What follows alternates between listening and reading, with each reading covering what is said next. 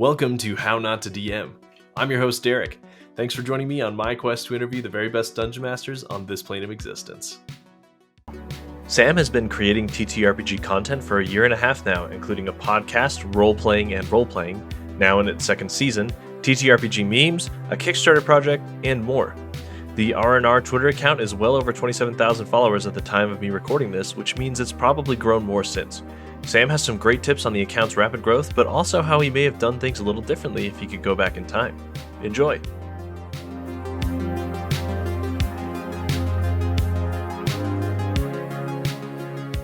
Yeah, so hi, my name's Sam. I run Roleplaying and Rollplaying, as in the Twitter, and the first season of the podcast.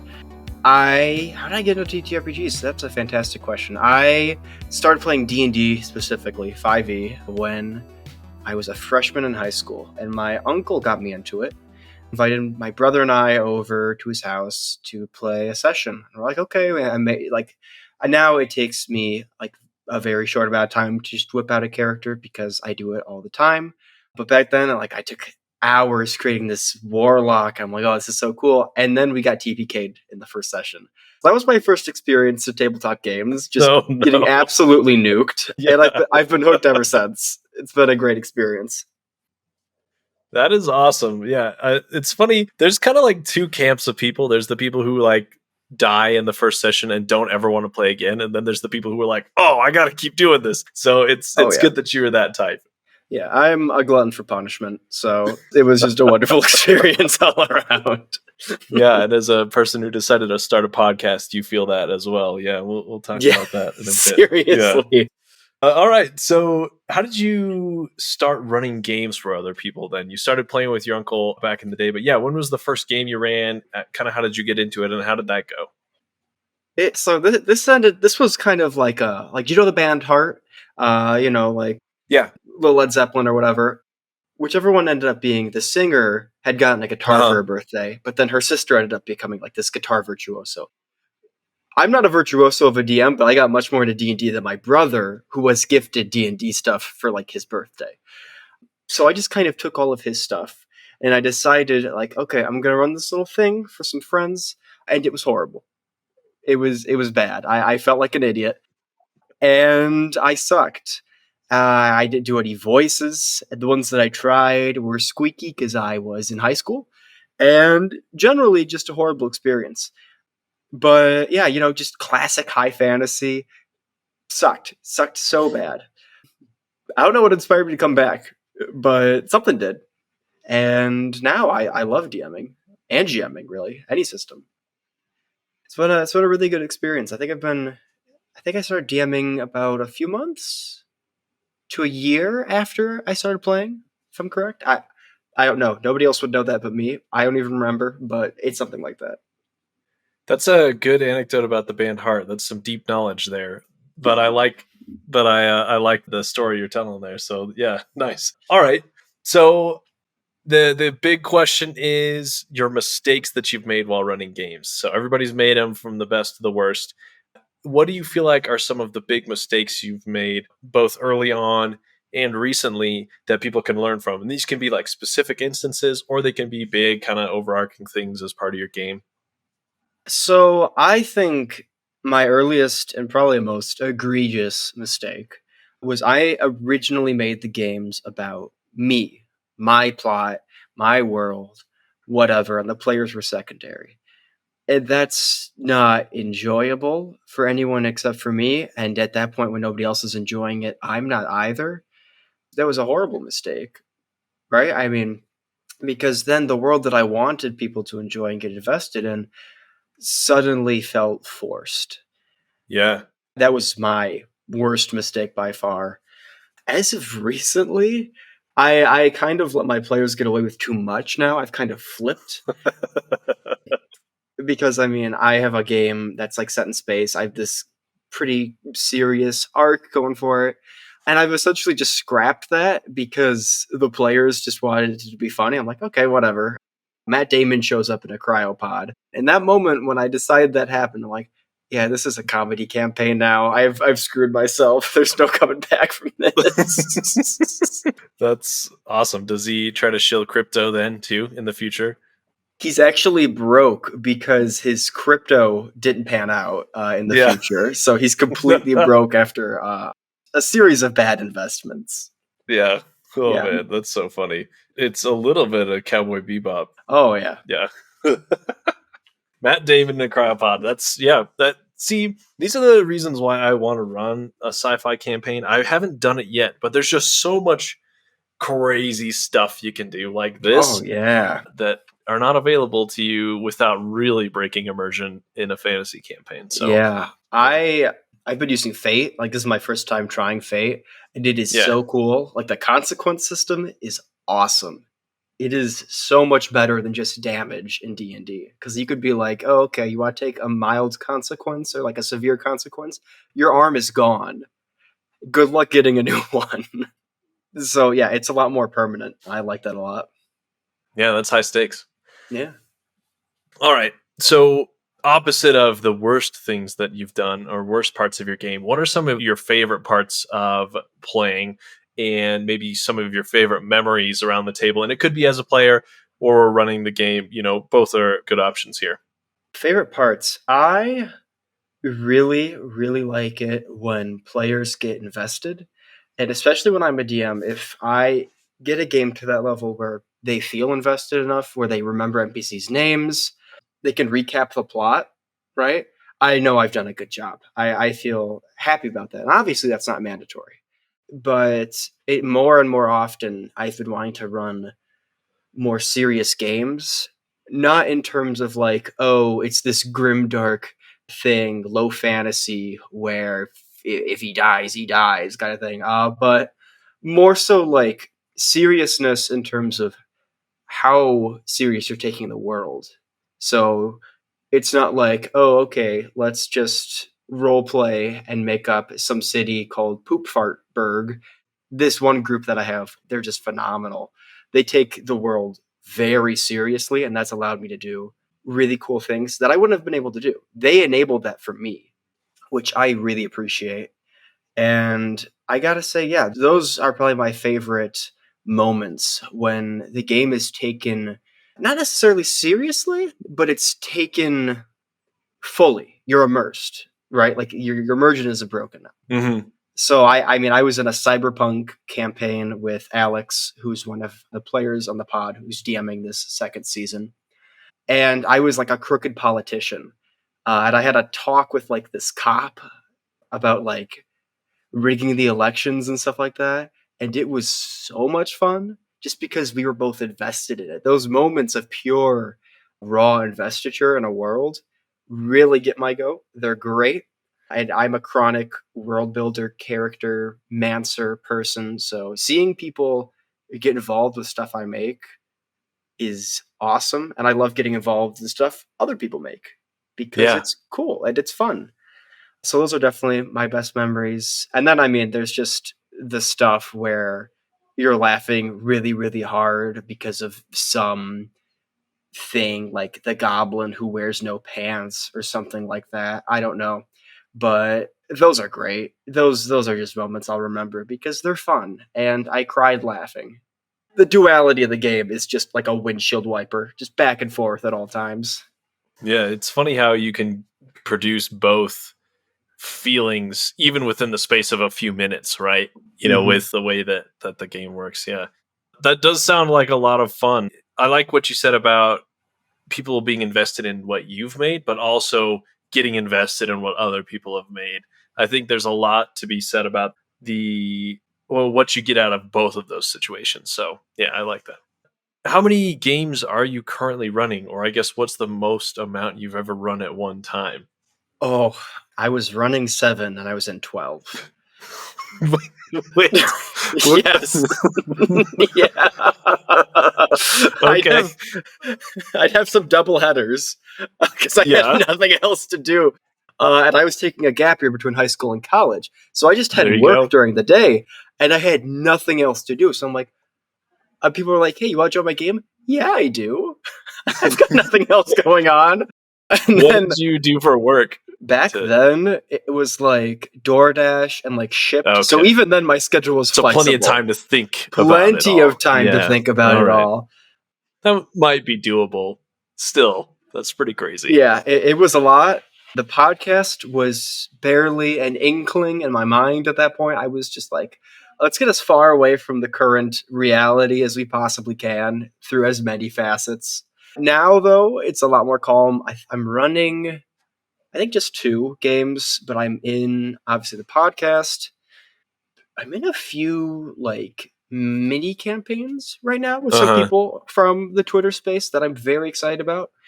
But yeah, and then people were like, "Hey, you want to play a one shot?" And I'm like, "I'll never say no to a one shot, man. I'll bring in my goblin who says, I'm gonna poop your pants."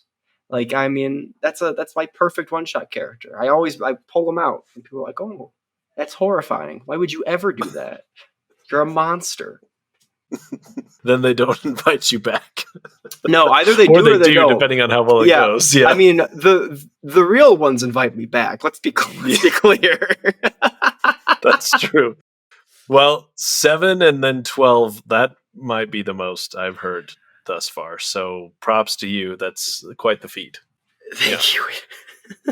I don't know if it's a good thing or a bad thing, but it is. Wouldn't recommend it. I was mixing up characters as NPCs from different games. It was a lot. Yeah. Oh, geez. All right. So who do you feel like have been the greatest influences in your style of running games? You have kind of started within the past, well, not few years here, but you're a more recent addition to the TTRPG sphere like myself. So I feel like there's kind of been there's a lot more options of places to go to get advice and information on the way, to do things. So yeah, what are some of the sources you've gone to or people you've looked up to?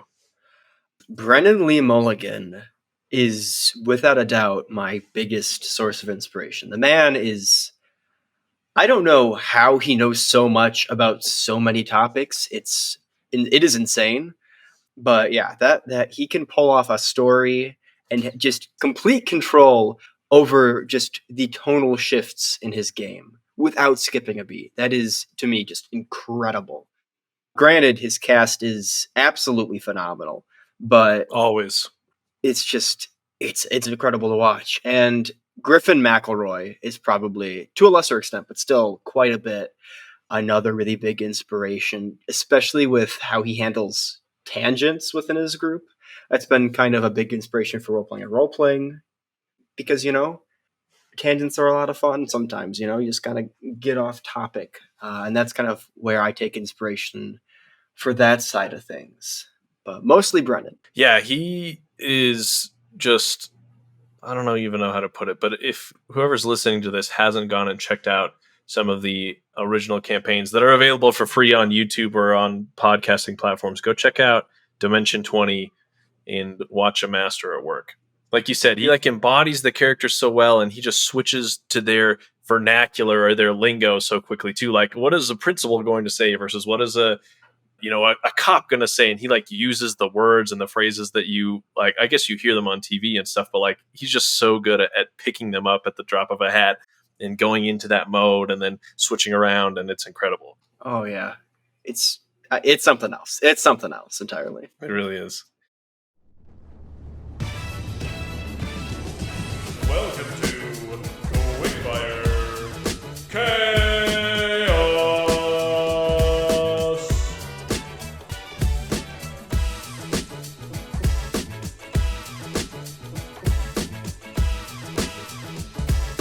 The theme is tragedy, so a tragic Western story here. Now, the character goals. Do you have your dice with you? And if not, I can just roll one for you. You got some? Of course I do.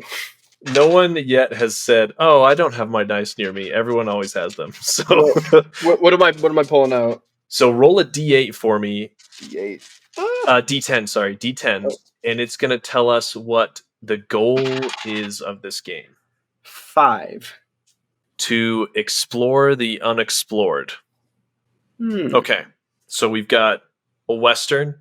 It's going to be a tragedy, and the kind of overarching goal of the players to start, at least, is to explore the unexplored. So, Sam, with those in mind, how would you start kind of putting together the skeletons of what will be this epic campaign we're going to play? I suppose I want to ask, a constraining question. Yes. When it comes to exploring the unexplored, is that more of a physical thing where we are finding a place and it leads us to somewhere? Or is it exploring parts of ourselves, parts of our minds that we haven't explored? Perhaps redemption or revenge or something like that, something more abstract. I say go for the abstract if you want to. Yeah, that sounds. I mean, you could go both ways. So yeah, take what seems more interesting. Whew, okay. So, I guess in terms of exploring the unexplored, I mean, a Western tragedy, what comes to mind immediately for me, I'm a big Western fan, but for Western tragedy, I think of The Unforgiven. Uh-huh. Phenomenal film, really, really dark. And I think about just, I mean, for me, a Western is more than just a setting. You know, it's not just post Civil War in the usual southwestern part of the United States, what have you, dust, deserts. It's like a concept. It's these simple story beats, these simple plots with complex characters that are trying to realize something about themselves, such as redemption, revenge, what have you. I mean, Logan, the Wolverine movie, could be considered a Western. No Country for Old Men is a Western. Definitely. Hell or High Water, definitely a neo-Western. A few more examples that are recent are like The Mandalorian and Boba Fett, even though they're based on a desert planet, and it kind of gives that flavor. Those are considered space westerns, you know. So For you're right; sure. it doesn't have to be a specific setting to be a western. But to keep it simple, let's have it be a desert area. Let's make it that it's a disk planet, like Discworld. It's like a desert disk. And the reason why there's no water is because it's all flown off the edges of this disk, because there's no way to constrain it. I love it. So we have this sandy disk with barely any water left. And there's a legend of a supposed wellspring, because most of the water comes from off-world. It's an exploitive system from a disk that has managed to build walls around the edges to keep in their water, which allows them to recycle it and what have you, and export it to this one, which is, of course, very poor because it's not rich in said resources. And it's very, I'd say, Mad Max-esque. I wouldn't go as far as an apocalypse, but there are definitely these dystopian groups and these relationships between them that are very tense, if not overtly hostile. And I think our characters are simply trying to find this spring, because they have lost all other semblance of hope. There's nothing else for them. The price of water is getting too high, and in a last-ditch effort to find something they don't even know exists, it might actually save them. The tragedy is it doesn't. It doesn't exist. But out of this tragedy, out of the fact that this spring never existed in the first place, they grow closer to each other in this trial by fire. And they come to realize that the issue isn't the water not being here. The issue is the water needing to come from somewhere else. It's the system. And they finally learn that in order to fight that, they have to band together. They have to act as a unified group in order to combat that. So that's my off the dome desert disc thing. So yeah, so that's what I got. That's perfect. I love it. So many compelling storylines you could tell, so many different factions you could include, you know, a lot of different themes you could explore. I think you've got at least a level 1 to 10 story right there. I'll take it. Definitely pulled a Brennan by having an anti-capitalist vibe in there. But, you know. Well, you know, you've take from got the to, greats. right? Oh, yeah. Yeah. You've got to. Okay, especially Westerns. I feel like Westerns always have that kind of theme to them, too. You've got the robber baron on the train, or you've got the person who owns half the town, or you've got the people who own the water. Yeah, love it. All right, let's transition now to your personal projects and your work, Sam. So, role-playing and role-playing, you've talked about it a couple of times. Tell us about what it is and how it started and how it's going. Roleplaying and Rollplaying is a podcast and Twitter account. I'm not going to say that it's one or the other because it's kind of become both at this stage, and it's hard to kind of push them together. How did it start? Roleplaying and Roleplaying was kind of this spur of the moment thing. I, for the vast majority of my life, have not been very ambitious. I haven't been able to stick to projects very well. And I decided, what's another ADHD hyperfixation for a month? And I reached out to two separate friend groups of mine, and I said, "Hey, you guys want to make a D&D podcast?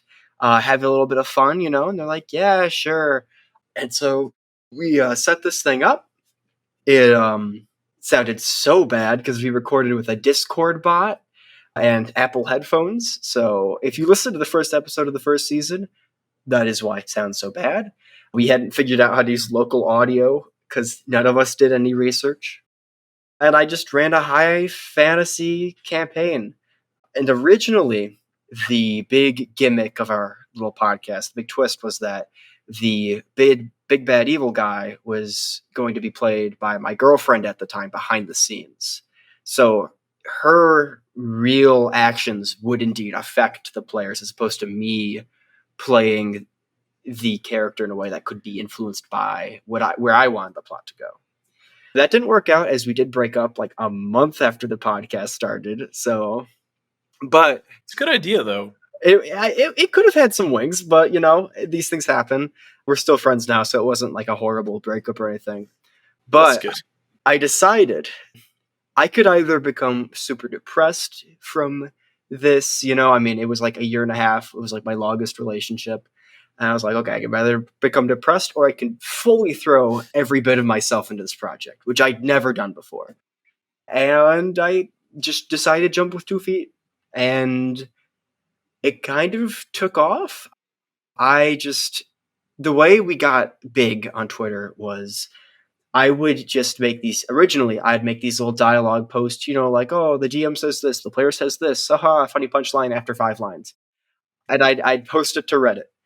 And the majority of people would like them. And then I get a bunch of comments that said, oh, go back to Twitter. This sucks. But it didn't matter because people would follow me on Twitter. Yeah, Reddit is a hellscape. It is horrible. That's putting it lightly. Yeah, Twitter's not much better, to be fair. But that's true. It's gotten bad. So these memes that I cross-posted started to generate me some followers, and by the time December rolled around, I got to 1,000. I'm like, whoa, Mr. King in the Castle, 1,000 followers. We're doing pretty good. And then the poop just kind of hit the fan because January 1st, actually, New Year's Day was when the first idea bloomed, like the turd blossom that it was. I forget what the idea even was, but from the beginning, the series of ideas was meant to be tongue-in-cheek humor. Originally it was also self-deprecating, but it's grown out of that phase at this point. And as time went on, I'm like, hold on, I think I might be onto something here. This might be my thing. And it was, apparently. We started really picking up steam, especially in April to like July. I think we got like 10,000 followers in that time frame. Something wacky. It's been insane. I think I've made over 2,000 at this point. I post them daily. There are so many. It is a nonstop process to try to think of something that is even slightly different than what I've previously posted. It's just kind of become its own thing. I mean, if we had the amount of listeners that we do followers on Twitter, we'd be a large podcast, but we don't. Not remotely, because you'd be top 15, top 10-ish, yeah. God, I wish. But me being an ad man and not a marketing person, I forgot to market the podcast most times. So I was just focused on like the growth of like the account, because I'm like, ooh, pretty numbers are fun. They're big. So I just kept going for the next milestone. And then like recently, the guest is like, you don't promote the podcast that much. I'm like, oh no, what have I done? So I've kind of backpedaled on that a little bit of late, and have actually started promoting the show. But that is why there are two separate role-playing and role-playings, essentially. There's the Twitter account with the shitty ideas and the jokes, and then there's the podcast, which is equally irreverent in a different way. Yeah, I don't mean to play into your insecurities, but it was a long time before I realized that you had a podcast. I know. It was just the jokes that I was Believe me. that I was there for. So I think that actually helped me grow, not mentioning that we were a podcast.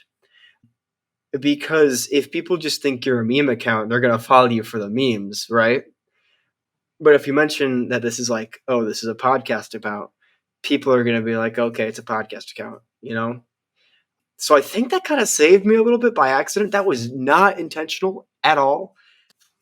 But yeah, we're marketing our podcast for real now, more than a year into the Twitter account's activity. So yeah, it's been a weird ride. It's been a weird ride indeed. We have season 2 going on right now. We're starting plans for really we have a lot of stuff going on, especially for upcoming seasons, that I really think will be cool. I'm hoping. Who knows? I mean, you don't know until the future comes, but I think what we have coming up is going to be actually marketable, I suppose, as opposed to like, listen to our podcast, it's right here. Which, as you know, it sucks so much to market a podcast. It is so difficult to get those listens. yeah, I mean, the good news is I like what I do, and I feel like it's worthwhile for people to listen to. So it's not hard for me to tell people, hey, you should listen, because I'm proud of what I've made.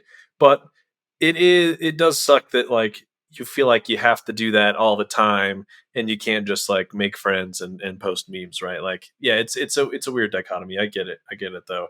I have kind of not struggled, but I've found the same thing you're describing. Like, it's easy to not easy. It is not easy to think of memes all day, every day. But when you post memes, it's easy to gain followers and get engagement that way, or easier than, hey, here's a clip from my latest show that talks about X, Y, and Z with this guest, and you will learn some things from it. Like, it's easier just to like retweet a meme and laugh about it and keep scrolling. So yeah, it's just something you've got to deal with. But yeah, I'd love to know, other than like kind of stumbling through it, what do you feel like have been some of the key things that have helped your social media presence grow that you would suggest other people try out if they're kind of trying to do that themselves? I think the biggest thing that has kind of gained us the following that it has is 100% original content. I have not, I in my memory, it might have happened early on. As far as I'm aware, I have not ever posted something that somebody else has made without any edits. I will always make my own memes.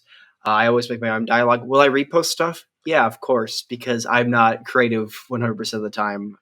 But it's all my own stuff, and that kind of creates this place, this kind of nexus of like, here's where to get the original content, as opposed to like, oh, okay, here's a meme I saw on Reddit, and especially with like just having your handle on that does a lot, because once you pass like a certain threshold, your stuff is on Facebook with those big meme accounts that just share things.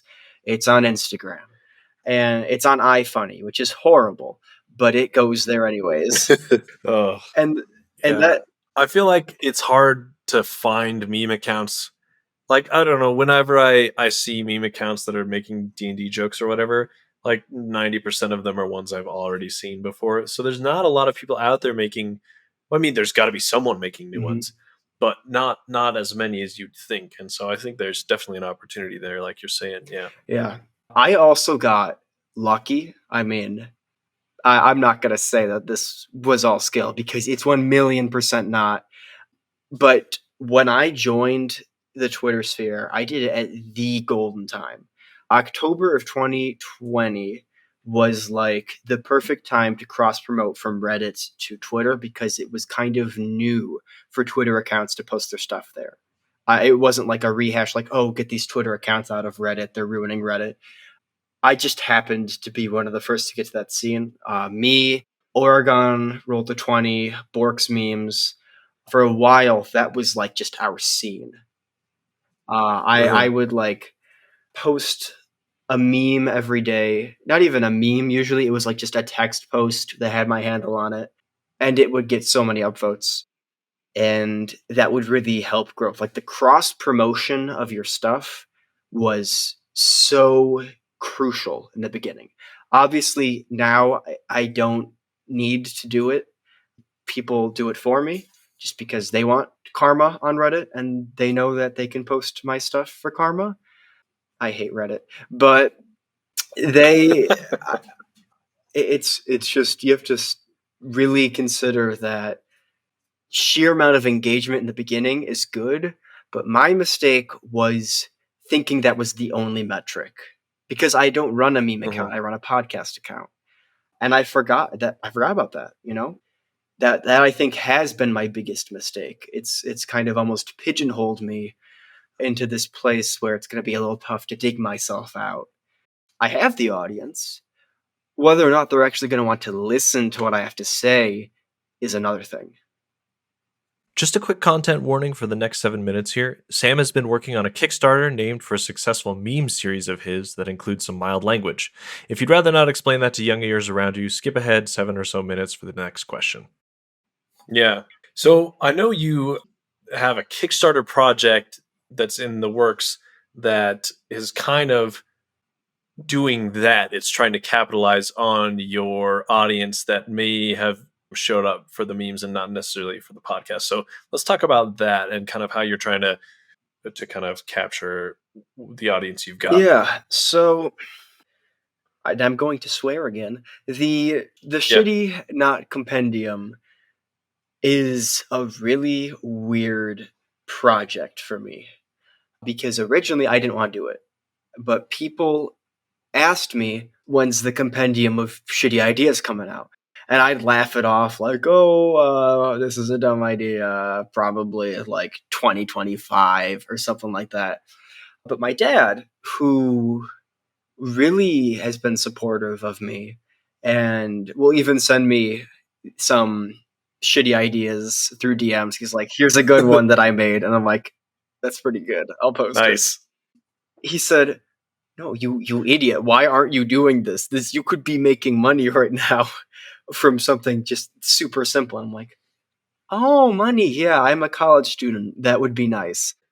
So I decided I just took 20 ideas from each class for spells, monsters, plot hooks, and I compiled them. I added some helpful flavor text on how you, the reader, can make your own shitty ideas.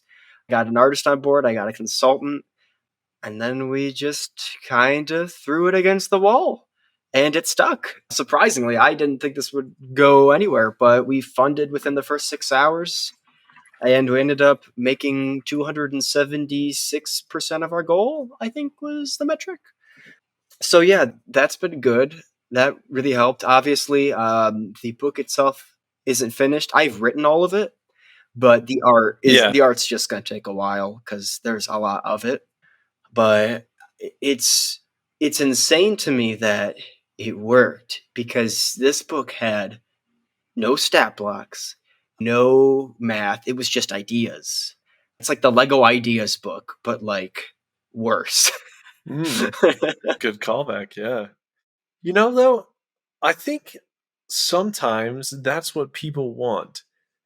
As a DM, like, I don't know what the percentage of people out there who homebrew versus playthrough, like written adventures is, but I would guess that more than half of games out there are probably homebrew games. And honestly, yeah, from a DM's perspective, I don't like go looking for specific stat blocks to fit my needs. I go looking for ideas and then I make up the stat blocks. It's not hard to make up some numbers and kind of add it just based on the flavor that you read. So I think that it is really a very valuable part of helping people think of new things to do in their games is to just give them ideas and starting points.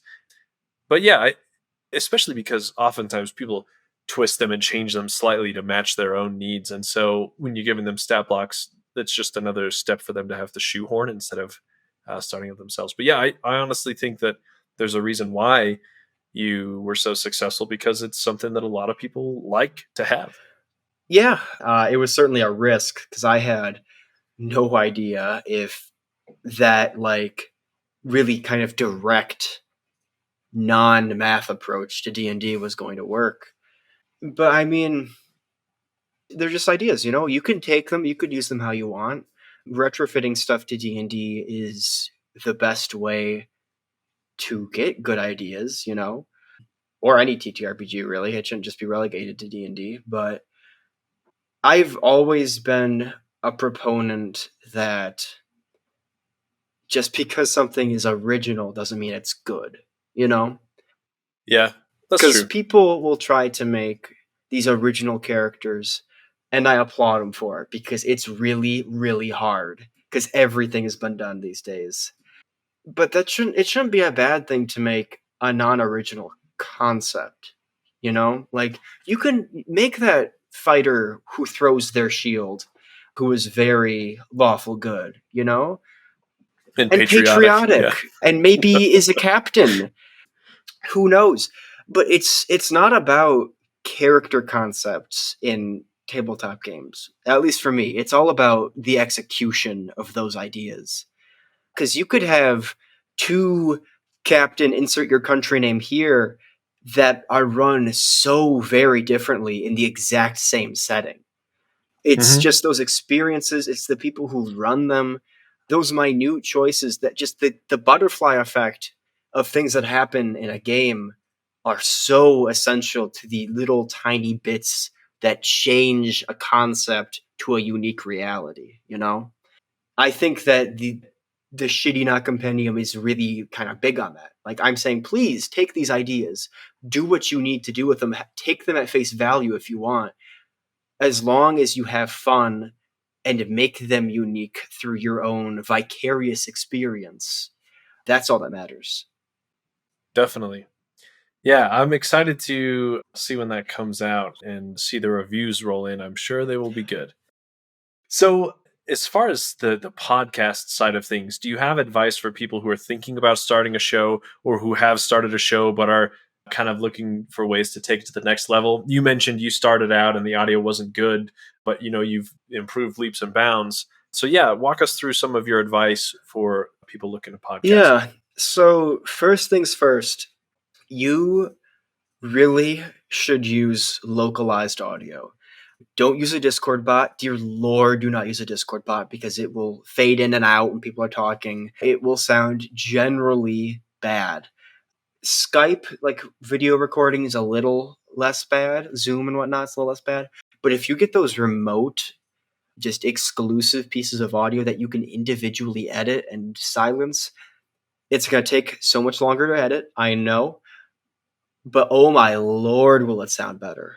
It is a world of difference to have people talking in not a vacuum. You got to have a little bit of background noise to make it not uncomfortable, but just having that without sneezes in the background or people crinkling a bag of Cheetos it ups the production quality a ton.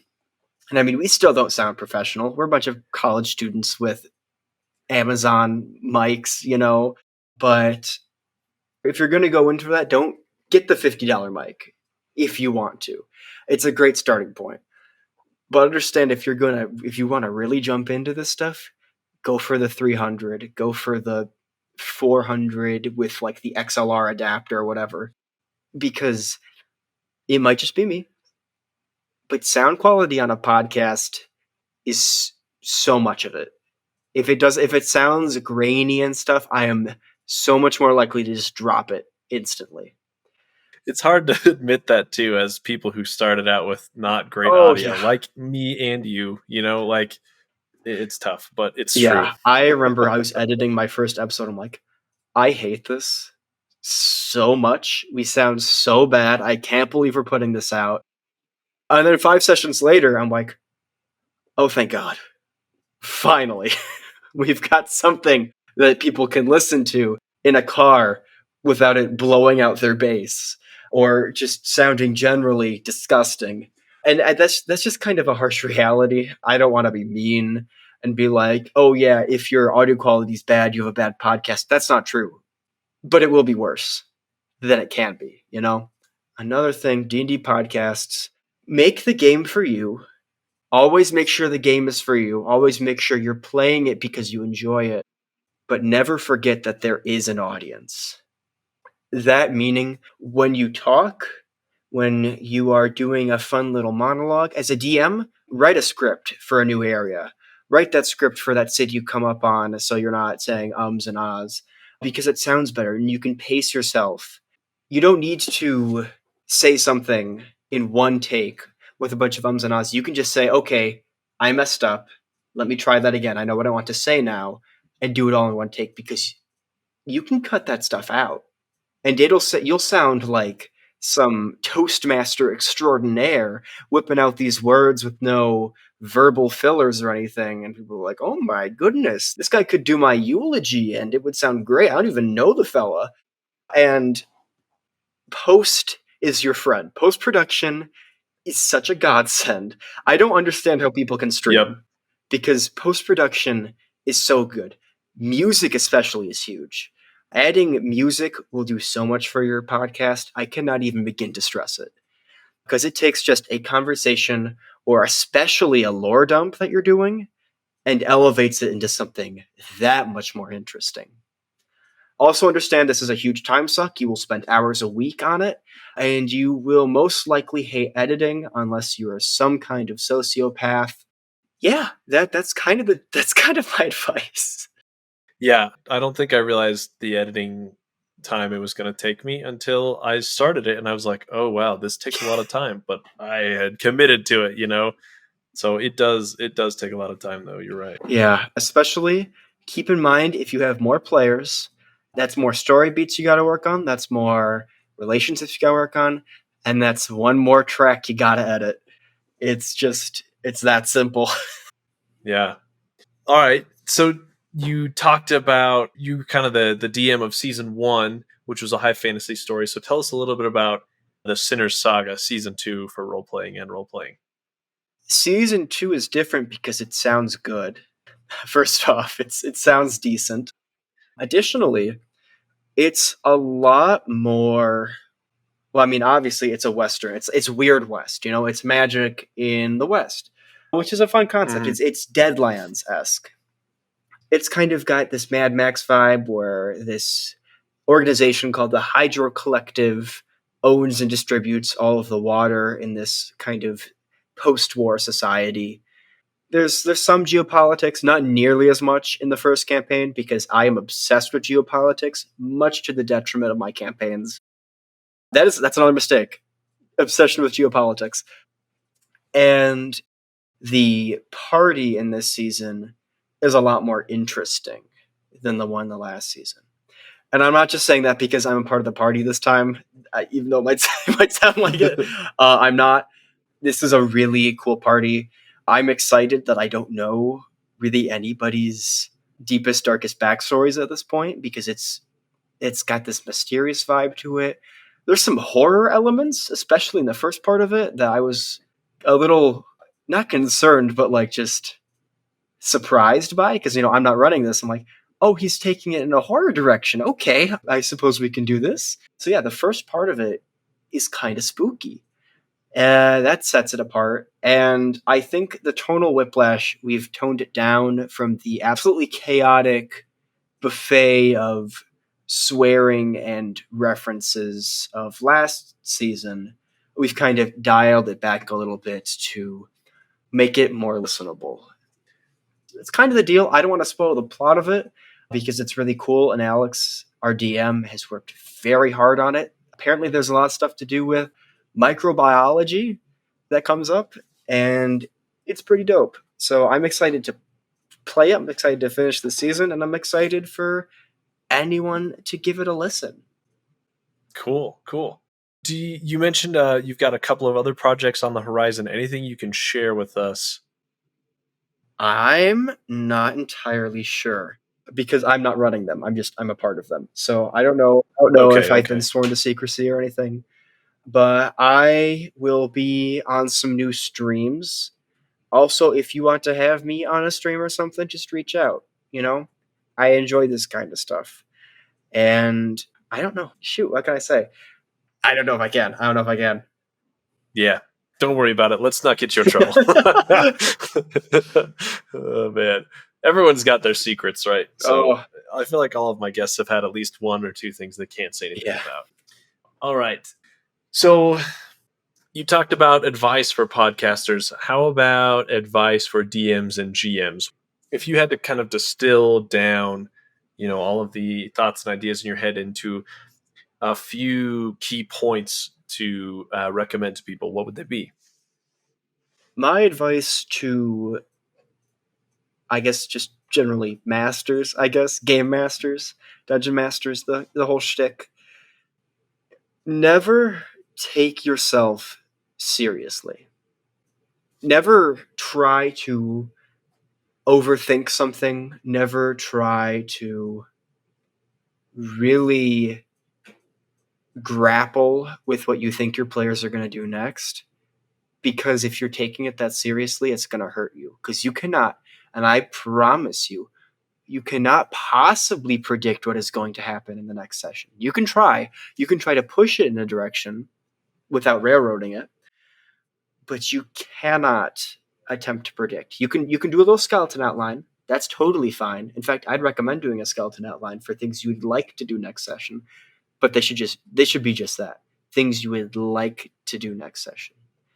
Because for me, a really big thing that I have sort of learned is that player agency is key to enjoyment, especially when determining where their stories are going to go, especially if they haven't figured out what their backstory is. Letting them make something up is really good because that organic kind of genesis of something new is so much better in game than it is out of game. And encouraging players to be a part of your world by making it super accessible and changeable in small enough ways that it doesn't upset the tone of the game, but makes them kind of pseudo DMs, like just little baby DMs, is really big to me. Because then you can start taking the world seriously, and then you can start making these decisions that you wouldn't normally be able to make because people are now invested, because you've given them that chance. Obviously, session 0 is hugely important. Talk to everyone about everything before you go into it. But if you're like, oh, this is a serious grimdark campaign, that better be what it is, But again, don't take yourself too seriously. Understand you're going to make mistakes. Understand you're going to set up some plot threads that aren't going to work out. And that's fine, because I would guarantee you, whatever mistakes happen, you're not going to look back on them as mistakes if they're just you trying to plan stuff. Because whatever the players come up with will be genuinely more fun and genuinely better for the story because they did it. You're working around them, and they're working around you. It's this symbiotic relationship as opposed to one over the other.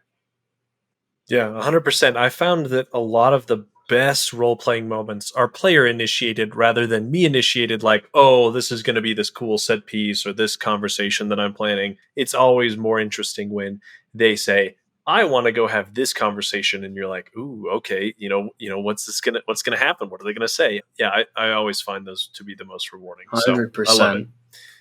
I think one more thing. If you're comfortable with it, you should try DMing. because being behind the table gives you so much more perspective of what happens.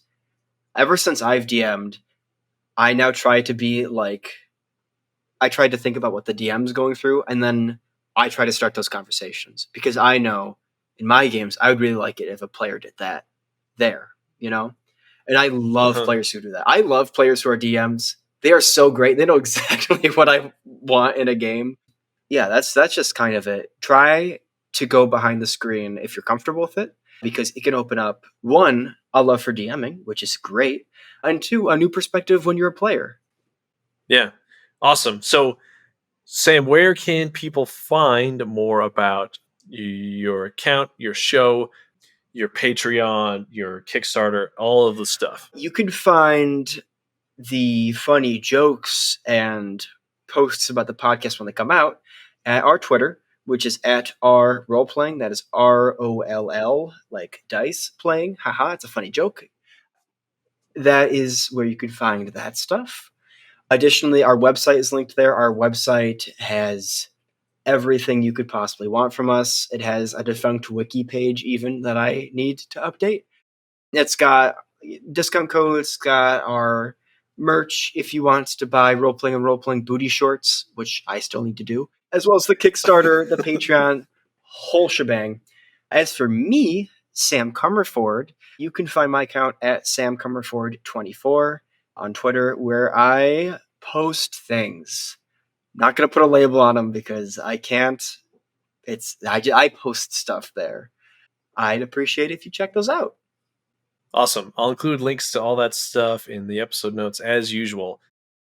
All right. Well, Sam, it's been a ton of fun. Like I said, I've been following your account probably like since the first month of me being active and working on this project. I'm pretty sure I stumbled upon it, and I've been following it ever since. So it's been fun watching your growth and your journey, and also making another friend out here. So appreciate you coming on, and really enjoy everything you've been putting out so far. I appreciate being on the prestigious How Not to DM podcast. This has been awesome.